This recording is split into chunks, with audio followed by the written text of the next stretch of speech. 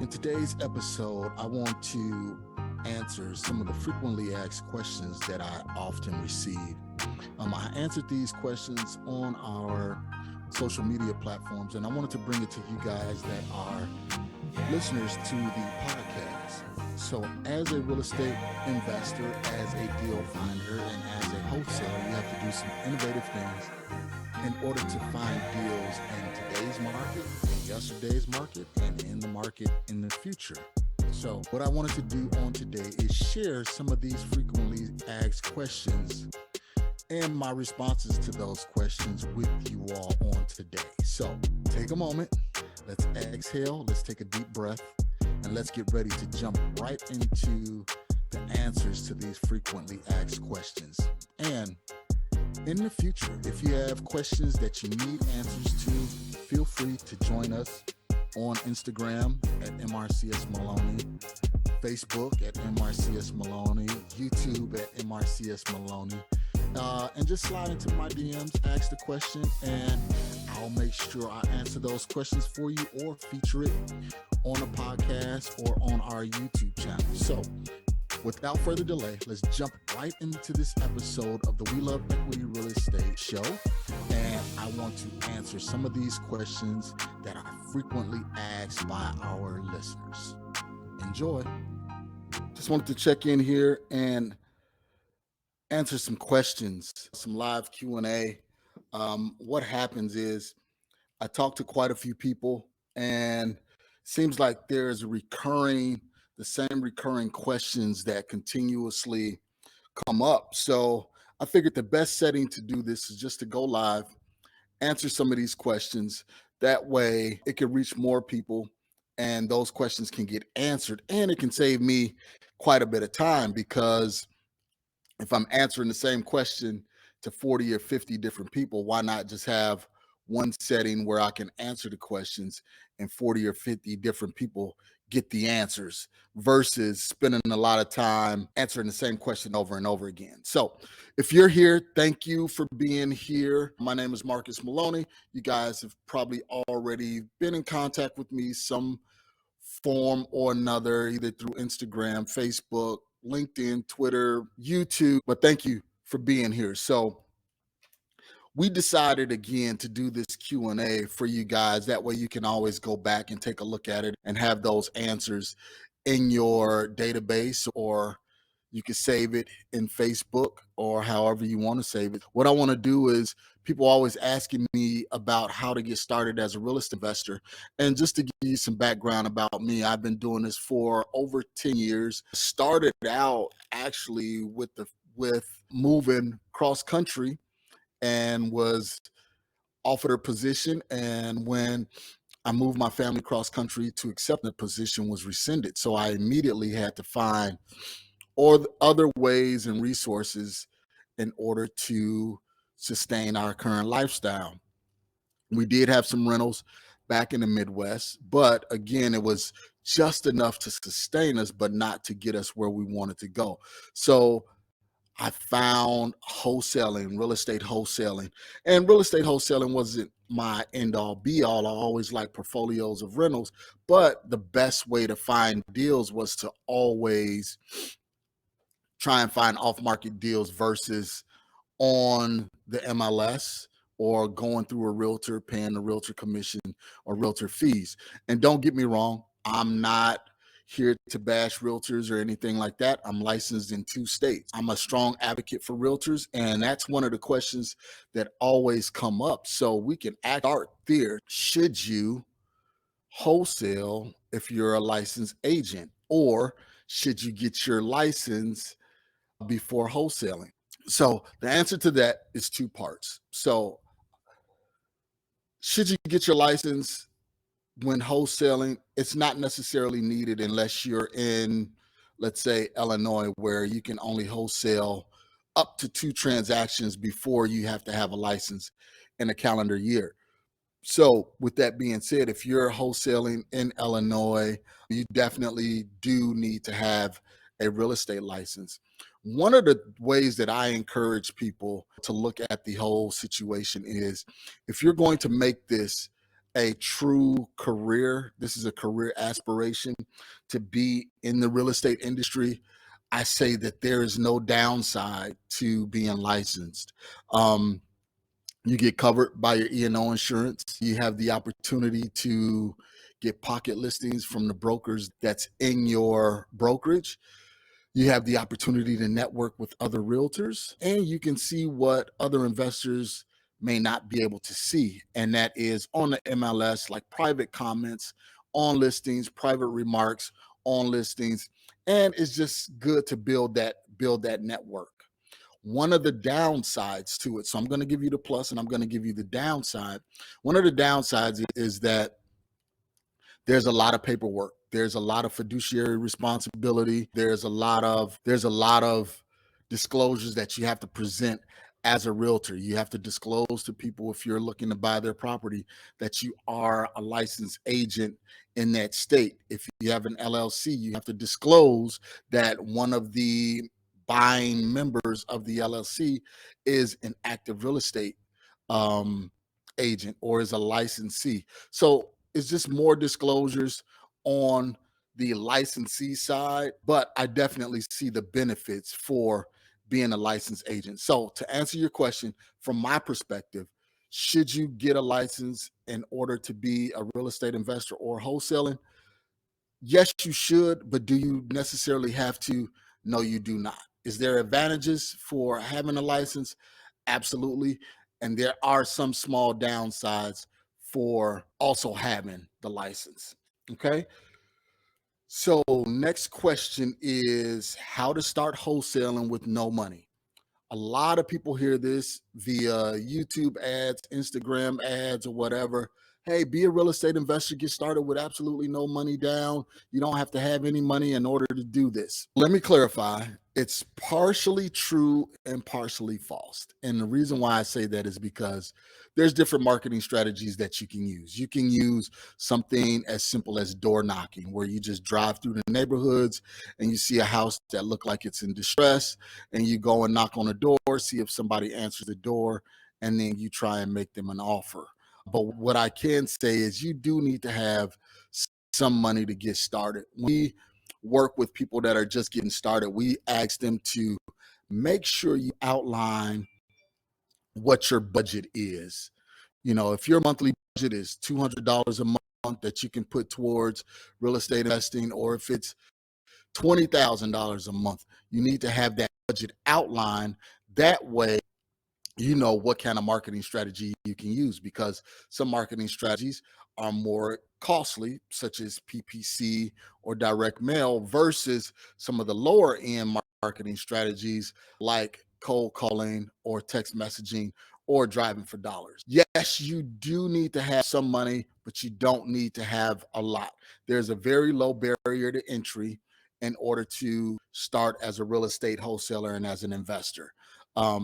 When I started, again, I started with a $200 First Premier credit card. If you know about First Premier, it was a credit card for those who have terrible, well, not terrible, but people that are building up their credit. So I took that $200. I pulled me a list from a site called listsource.com. That's LIST, list, and source, SOURCE.com. And I identified areas where I wanted to try and buy houses. And I handwritten letters and sent those letters in the mail directly to those sellers. Okay. So, yes, you can get started with little to no money, but you do need to have something set aside in your coffer in order to start wholesaling. One of the things that you definitely will need money for is earnest money deposits. There's a lot of people that say, well, you can start just by putting $10 down as an earnest money deposit. And what is an earnest money deposit? First of all, let me clarify that. Earnest money deposit is after you and the seller have an agreement and you say, okay, I'm gonna purchase your house for $200,000. Then you will need to put earnest money, which is tangible resources, to say that I'm vested in this transaction. You know, some people say, well, I'll put $10 earnest money down and that locks me in. Well, I used to believe that was the case, and some people still do that. But in a court of law, the judge is going to look at, if this ever happens to you on a transaction, the judge is going to look at what was your original intent. If your original intent was just to lock up that property with $10, then you're going to be not awarded, or you're going to lose that case. The reason why I speak on this is because I had to go to court on a transaction where I put down $1,000 earnest money, and the seller actually had an old contract from another wholesaler that had a $10 earnest money deposit. And the judge looked at it and said, okay, well, who had the vested interest and was really looking to purchase this property? There were a lot of other factors that went along into it, but I won the case because of not only my vested interest, my earnest money looked legit, but also some other outlying factors that was going on with the case.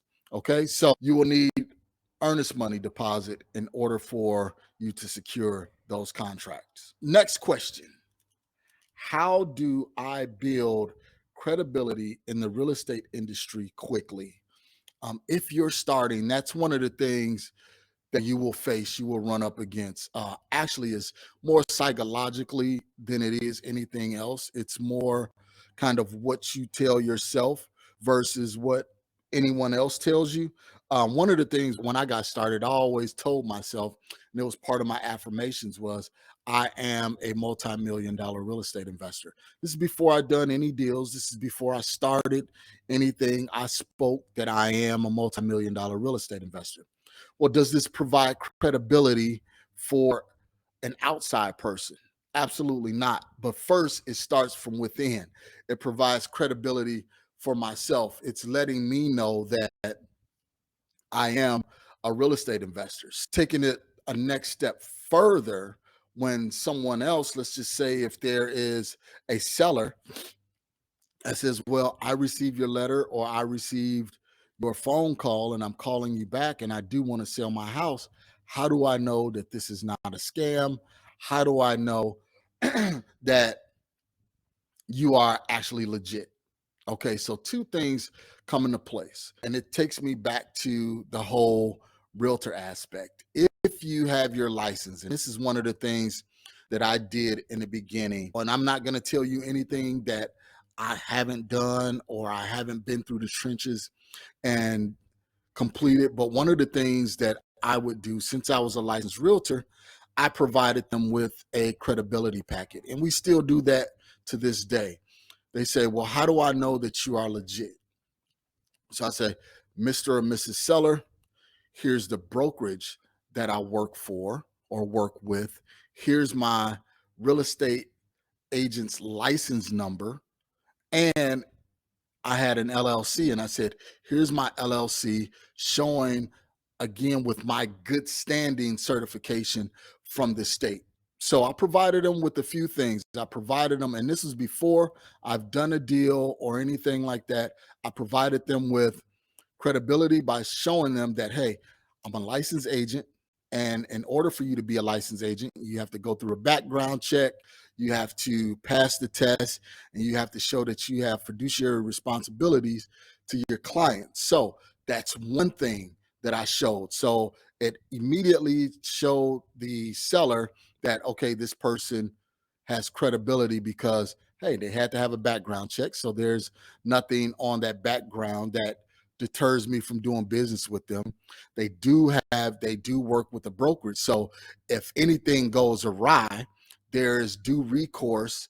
They can have due recourse against me as the buyer because, hey, I can reach out to the brokerage, or I could reach out to the state governing body that governs the license. Here in Arizona, is the Arizona Department of Real Estate. And then in Illinois, I can't remember the name of it, but so those were a few things that I use. And then also another thing that I use, I said, okay, my license, I had my LLC, and the LLC was in good standing. So I showed them that certificate of good standing saying, okay, this is Equity Realty and Investments.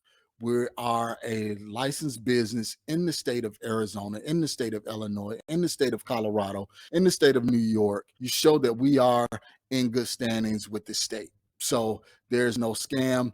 Another thing that I would also send them would be just a picture of me and my family. That way they know exactly who they're doing business with. And if you don't have all of those things or some of those things, a good way to build credibility is partner with someone else that has been in the business for years. So one of the things that I did was I partnered with someone that had great credibility in Arizona. So whenever I needed anything, I can lean on that person's experience. So if they say, well, I don't know exactly who you are, yada, yada, yada, then I can say, hey, well, this is my partner. This is who I partner with. It's been here in Arizona for over 20 years, been doing real estate for over 20 years. Look up his name, look up her name. You will see that there is that level of credibility there. So it's always good to partner up with someone that's already established. Okay. So that's how you can build up your credibility in the real estate industry pretty quickly. And then also, you have to go out, you have to go to different events, meetups, start showing your face around the place. Even if you haven't done a deal, be authentic, be genuine. Go to these places and meet people and say, hey, you know what? I'm new. I'm exploring real estate, never done a deal, never done a transaction, but I believe that this is something that I absolutely want to do. And I'm willing to learn from quality investors. Okay. So networking, that's one of the ways that you could build credibility pretty quickly. Okay. Next question kind of goes into marketing. Where can I get the best lists for direct mail? And I'll say for marketing, period.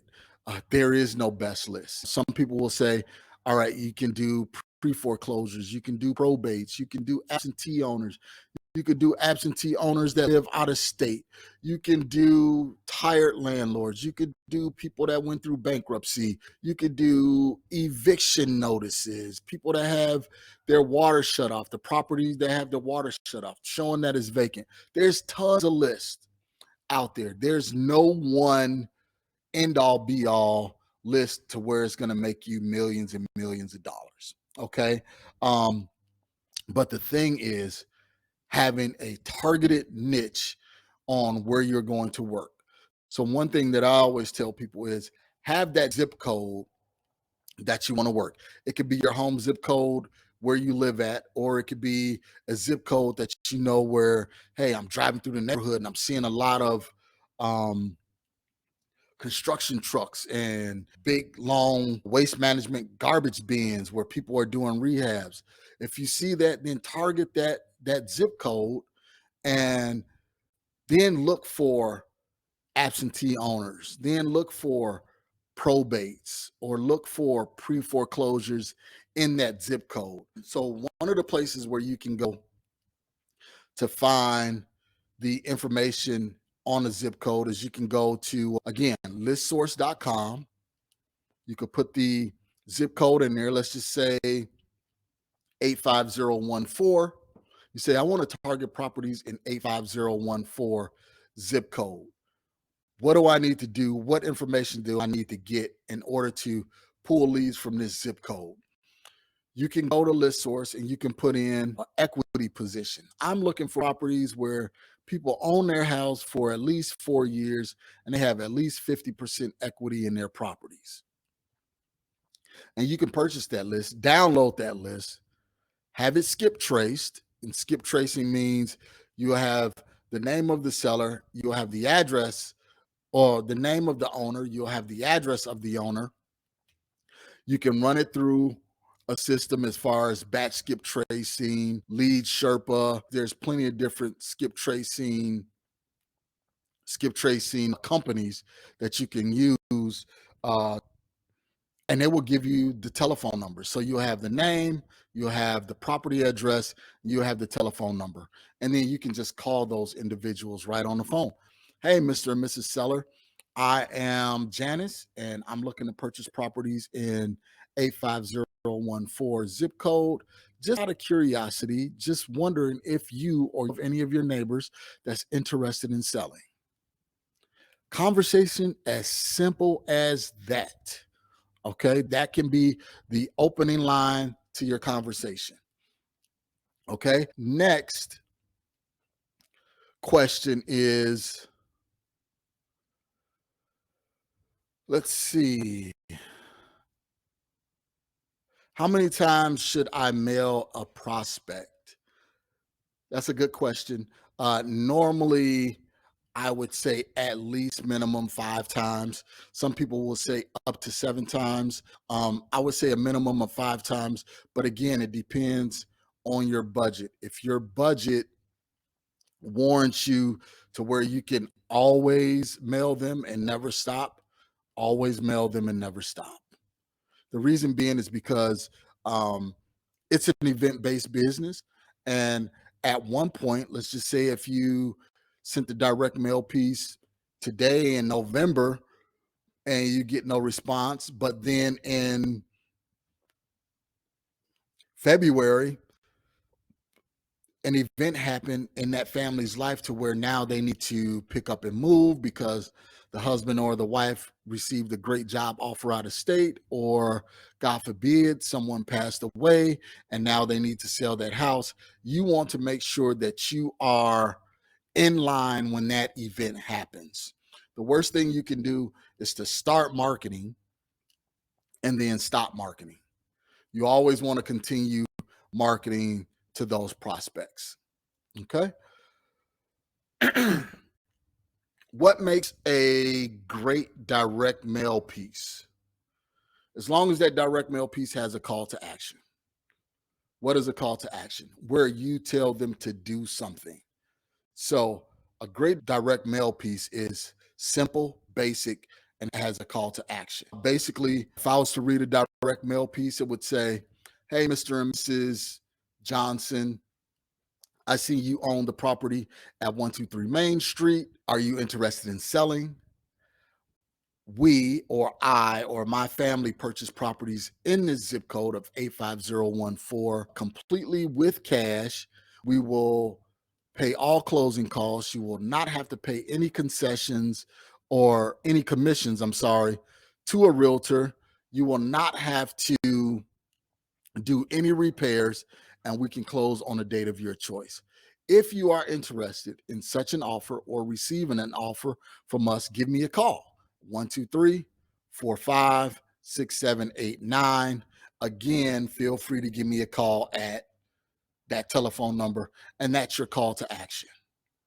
And then one of the things that we always say at the bottom of our letter is, P.S., feel free to hold on to this letter. If now is not a good time, hold on to the letter and you can call us in the future. So many times that we have had people that held our letter for 6, 7, 8 months and they ended up giving us a call. Or the individual that we sent the letter to passed away. The kids were coming to clean out the properties and they found a letter and gave us a call. This absolutely happened to one of our flips that we did in the Midwest. The mom passed away and the kids found the letter and gave us a call, and we were able to flip that property and made like $90,000 on that one transaction. Okay, that's what makes a great direct mail piece. I mean, you can have, it could be colorful, it could be black or white, it could be a postcard, it could be a letter. I believe in letters, but letters, it's a little bit harder because not only do you have the letter, but you have the envelope. That envelope has to be attractive to make them want to open that envelope to read the letter. So some people believe only in postcards, but I've seen both work.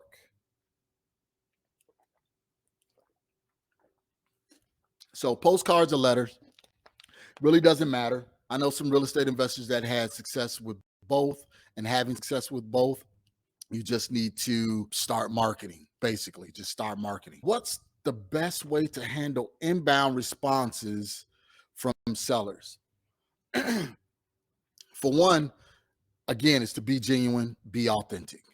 If a seller gives you a call, an inbound call, they're showing some level of interest, even if it's out of curiosity, even if they're just curious, why did I receive this letter? Respond. Let them know, hi, Mr. and Mrs. Seller. I'm Marcus. You received that letter because we're looking to buy properties in this zip code. As you can see, I'm saying the same thing. It's the same introductory message. There's no reason to try and reinvent the wheel. There's no reason to try and have this spectacular letter or the spectacular opening phrase. You want to make sure that they receive the information and that you can provide what they're looking for. Not every seller is going to be interested in selling. Not every buyer is going to be interested in buying. But as long as you're on the phone having conversations, you're one step closer to getting that deal. Again, what's the best way to handle inbound responses from a direct mail piece or from marketing? Is to pick up the phone. Answer the phone. Do not be afraid to answer the phone. And one of the things that when I got started, I used to be so scared to get on the phone because I was definitely a more introvert than extrovert. And actually, all of that has changed now. But one of the things that I would do was when someone would give me a call, I wouldn't sit down. I would pick up the phone and I would walk around. If it's walking around the office, walking around the house, I will walk around, keep my energy high, keep my levels high, and just have that candid conversation with them. Yes, we are interested in buying properties in 85014. Are you interested in selling? If so, okay, Mr. and Mrs. Seller, that sounds great. Walk me through the property. I'm here on the phone. Just help me visualize what I'm seeing in the property. And then also, why are you interested in selling? So ask the open-ended questions. Let them talk. One of the things that you should hang your hat on is let the seller talk 75% of the time. You talk 25% of the time. And that may be even too much. And when you're talking, you're basically just asking questions. Okay. How can wholesale deals be found on the MLS? It's a little difficult to find great deals on the MLS, but it's not impossible. So only thing I can do is reference when I was doing deals on the MLS. This was coming out of the bus. So this was like 2010, 2011. Again, I had my credibility partner, the person that I considered my mentor. They had been doing real estate for over 20 years. They provided me with everything that I needed. So I found a realtor that was very aggressive, and he would send me all listings that were on the market for over 90 days. And with the market change, we're starting to get back to longer listings on the market. So you can use this as one of your ways to market right now.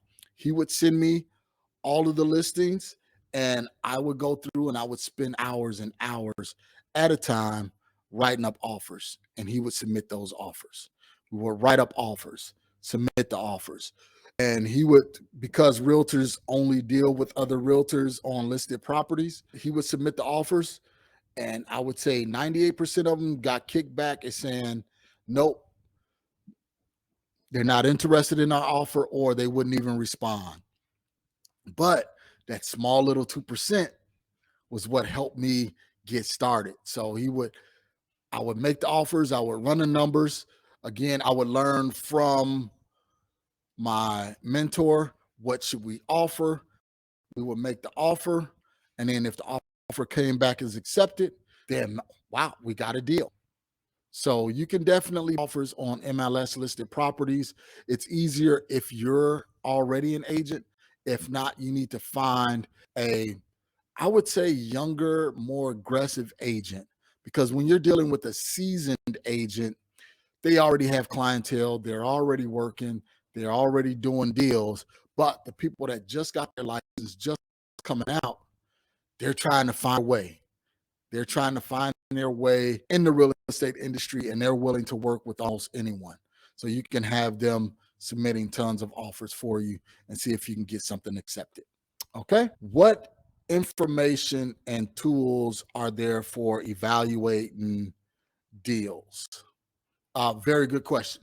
So how do you evaluate a deal? One of the ways that I encourage people to value deals is to join other wholesalers' buyers list. Get on that buyers list, and when they start sending you deals and sending out deals, you evaluate those deals. You look at the property address and you do your comps in that area where that property is. And you can try and find out, hey, let me figure out what the ARV is, the after repair value. After the property is already fixed up, how much is it worth? Let's just say if the after repair value is 470 and the wholesaler has it out to the buyer's list for 370, then look at the pictures. Try and estimate the repairs. Okay. New flooring is needed. A new kitchen is needed. New windows, new bathroom, everything like that. I'd rather you overestimate the repairs than underestimate the repairs. That's one of the mistakes that newer investors have, is that they underestimate the repair costs. It would say a house that needs to be completely gutted, it would say, okay, well, the repairs here are about $20,000, when the repair cost could be $50,000, $60,000, $70,000. Okay. One of the things that I want you to understand is don't feel embarrassed if you make a mistake. That's the best way to learn. Failure is the best teacher. Failure is the best teacher. I failed so many times at this business. And my first transaction, again, I didn't know what I was doing. When I came to Arizona, I didn't know the East Valley from the West Valley, from the North, but I got this property under contract for, I remember it like it was yesterday. It was in the West Valley. It was $175,000. Got the property under contract. The after repair value for that house was $175,000. So I didn't leave any room for rehab costs. I didn't leave any room for me to earn a commission. I didn't leave any room for the investor, after they do the fix and flip, to make any money.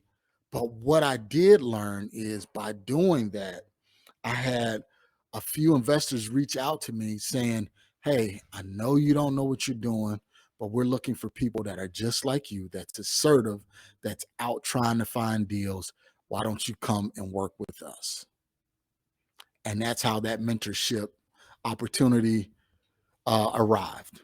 Okay. What was the original question? What information and tools are there for evaluating deals? Again, be on other investors' buyers list. One of the things that you can also do is look at the other properties in the area. Look at the finishes of those properties, and look at then what they're selling. That's one way to evaluate deals. Another way to evaluate deals is, running comps. You're definitely going to want to run comps. There's a free resource that you can use, which is redfin.com/what's my home worth. You can put the address of a home and it'll show you all of the details about the home and properties that sold in that area around it. So that's one free resource. Okay. Which properties are worth visiting and which properties are not worth visiting? In the beginning, I would say sharpen your skills, go to every property. If a seller calls you and they say they're interested in selling, I advise you to go to every appointment. And the reason why you want to go to every appointment, even if you don't get the deal, you want to sharpen your skills. Okay. You want to be able to visualize, when I go up to the door, what's going to happen? When I'm talking to the seller, what are we talking about? What am I looking for when I walk through the property? What, questions am I going to ask? Only way you can get better at this is by trial and error, and that's by doing, not by reading books or watching YouTube videos, but it's actually by doing, because each conversation with the seller is going to be, one seller may say, I need to move so I can accept this job out of state. The other seller may say, well, you know what? I really don't need to move. I have tenants living here and they're paying their rent on time, but I'm interested in an offer. Which properties are worth visiting? In the beginning, all properties, okay? After you've done this for a while, you'll start to pick up on trends and notice key phrases that sellers will. You'll be able to spot that motivation. Motivation such as the property is vacant, or my tenants tore the property up, or I didn't have insurance and the property is damaged, property is in disrepair, I have squatters in the property. Those are motivating key factors to where you want to try and get out there and take a look at that property, because that seller is kind of motivated to sell that property. Okay. So those are definitely properties that you want to go out and visit. Okay. I would go out on all appointments. If somebody said that they were interested in selling, I would chalk it up and I would just go out to the appointment, because I was using that to sharpen my skills. I was using that to work on what I needed to work on. Okay. How do investors accurately estimate repairs for property? That's a very good question. And let me see, what's the easiest way to answer this question? Estimating repairs. One thing that you can do is you can contact contractors. Let's just say if there's a flooring contractor. You say, okay, sir, I have a 1,500 square foot home. I want to redo all of the carpet in the bedrooms. There's 3 bedrooms. About how much is it per square foot to replace carpet? Then you get the per square foot price to replace carpet. How much is it per square foot to redo all of the tile? How much is it per square foot to redo all the hardwood flooring or refinish the flooring? That way you can start putting a dollar amount on each per square foot. So now you say, okay, this property is 1,500 square feet. There's 3 bedrooms. Let's just say each bedroom is 120 square feet. So you're at 360 square feet. Then multiply that by whatever number that they give you. If they say, hey, it costs $1.25 per square foot to replace all of the flooring. So then you take 125 times, what do we say, 360, and then that's your answer for your 4 kitchens and bathrooms. Normally, most kitchens, we always like to do light, medium, and complete gut. A light kitchen rehab can be 6,000 to 8,000. Medium can be 10 to 12, and then like a full gut with a really nice kitchen can be upwards of $20,000. But you got to remember, it all depends on the fixes and finishes. You're not going to spend $20,000 on a bathroom if it's in an area where the houses are only $70,000. And you're not going to spend $20,000 on a kitchen if the houses are $900,000. It's going to be more. Okay, so that's why it's a little bit difficult to estimate the repair costs. The best way to do it is, if you're going out with a seller, then see if you could take a contractor with you on a couple of different projects. Make sure you inform them, hey, we are interested in buying this property. We don't know if this is the one that we're going to buy, but I want you to come out, walk with me, and give me some estimates on the repair costs. Okay. You don't want to burn your bridges. You don't want to do that 15, 20 times with 8 different contractors. Okay. You don't want to waste anybody's time, because again, you don't want to get a bad name. You don't want to have a bad name. All right. So you're going to need to estimate the roof. You're going to need to estimate plumbing, electrical, all of those things. So a lot of times you could just pick up the phone and call those companies. Hey, I have a roof that I need replaced, and I just want a quick estimate. And it could just be an over the phone estimate. The house is 1,500 square feet. It's not a real high pitch on a roof. I'm doing regular shingles. Just give me a ballpark on how much that'd be. I'll say, hey, probably be around between $8,000 and $10,000. Now, okay, your roof between $8,000 and $10,000. All right, let's see. When should transactional and hard money lenders be used? Great question. If you're wholesaling, the majority of the time, you're not going to need a hard money lender, because you are just going to wholesale that transaction to someone else. But for transactional funding, Let's just say if you're in a state or there's a title company that don't allow assignments, you're going to need transactional funding. And transactional funding is just a lender that will say, all right, I will loan you this $100,000. It don't come to you. It's not in your hands. They just wire it to the title company or to the attorney. It sits there, right?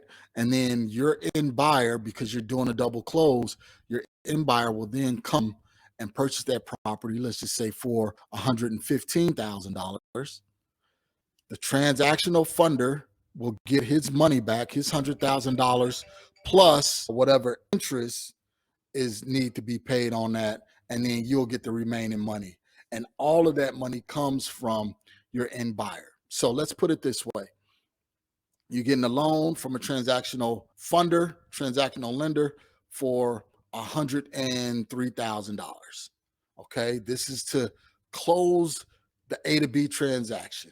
Then you have a buyer that's going to come and close the B to C transaction. So the A to B transaction is between you and the original seller. The B to C is between you and your new buyer. So you're getting the property, you're buying the property from the seller for $100,000. The transactional lender is wiring $100,000 over to the title company or the attorney to close out the first leg of the transaction. Okay. It sits there for maybe an hour. Now your buyer comes in because you sold the property, same property that you got for $100,000. You sold it to them for $115,000. They will wire in their $115,000. And then the split, let's just say if the hard money lender or the transactional lender says, I'll wire in the $100,000, but it's going to cost you $2,000 for me to do this. So now you owe them $102,000, but your buyer is giving you $115,000. So now, once the $115,000 comes in, the $102,000 goes to the transactional funder, and you keep the difference, which is that $13,000. Okay, so that's when you would use transactional funding.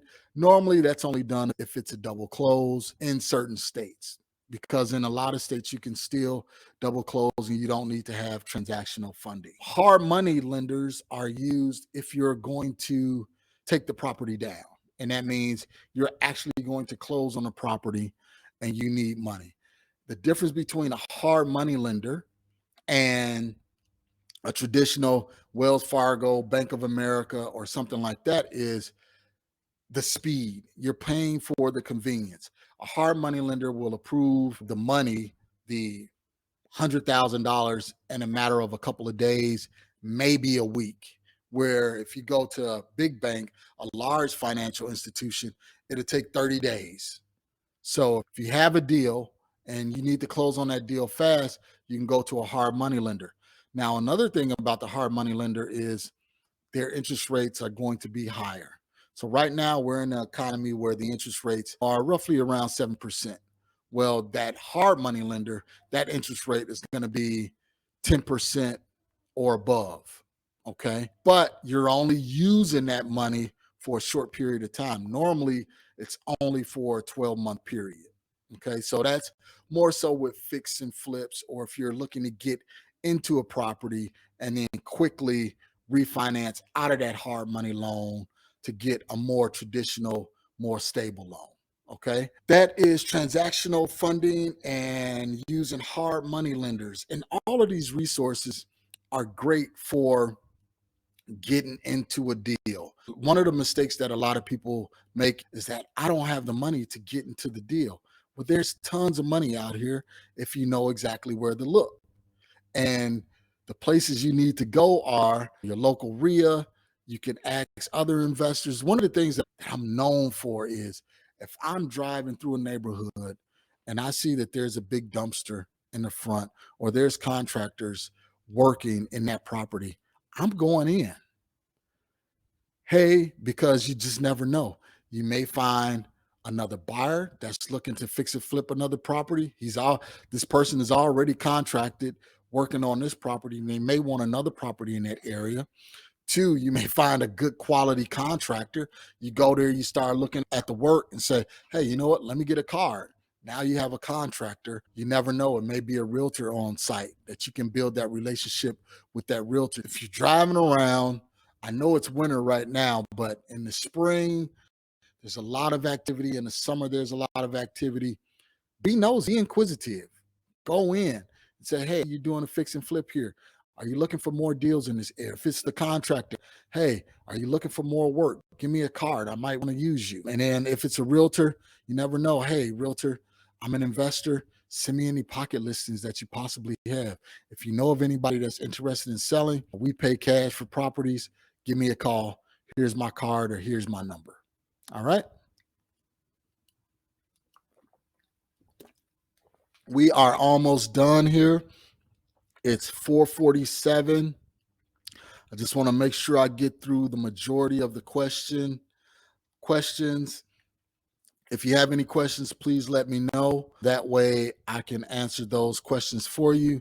We're live on Instagram, Facebook, Twitter, LinkedIn, and YouTube also. Let's see. How do I buy houses that are in foreclosure?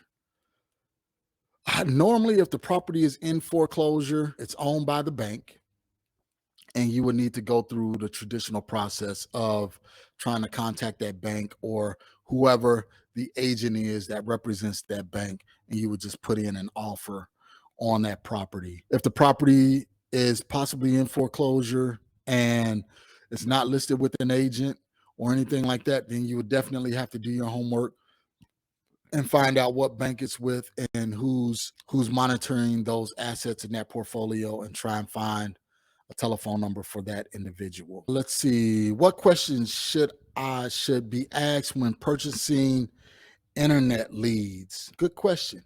I'm not a real fan of purchasing leads from off the internet. I know there are a couple of sites that do provide quality leads. One of them, I can't remember the name right off the top of my head, but what you should do is when you're purchasing leads from the internet, you want to make sure it's a reputable company, not just someone. Oh, okay, you know what? I'm sorry. I got the question wrong. It's what questions should be asked when purchasing leads for you to skip trace from the internet. So really, there's no questions that you need to ask. You just need to, again, identify what area that you want to be in. Again, if it's, use that same example, if it's 85014, what are you looking for? What type of houses or what type of situations are you looking for in that zip code? Are you looking for tired landlords? Are you looking for houses that are in distress? Are you looking for vacant properties? That's what you want to look for. And by looking for that, you can go to list source or PropStream and put those values in there, and then it will generate the results. And it will show you all of the homes that's in 85014 zip code that is vacant. Or it'll show you every home in 85014 that has tons of equity in it and had a recent eviction or something like that. So you can go to listsource.com or you can go to propstream.com. And then with PropStream, I do have a promo code. It is We Love Equity, if I'm not mistaken. I can't remember right off the top of my head. We Love Equity is the promo code, so you can get a 7-day free trial. But, just reach out to me. You're on social media. Just shoot me a DM, and I'll provide that promo code for you so you can try it out for 7 days. All right, so it is 51 after, 9 minutes till. I wanted to be on for an hour and answer questions. We answered about 12 questions. I have tons more here, but I can't get to all of them. I want to do this quite often, let you guys know that I'm here for you. I want to answer those questions for you. If you're looking to get into real estate investing, make sure you reach out to me. You can go to my website, marcusemalloney.com. There's tons of free resources there. There's a free purchase contract there.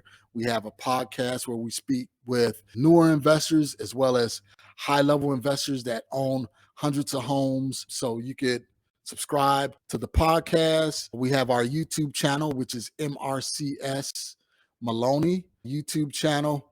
And then just reach out because we have tons of information. It's not just me, it's a team of us. We've been doing this for, again, over 10 years.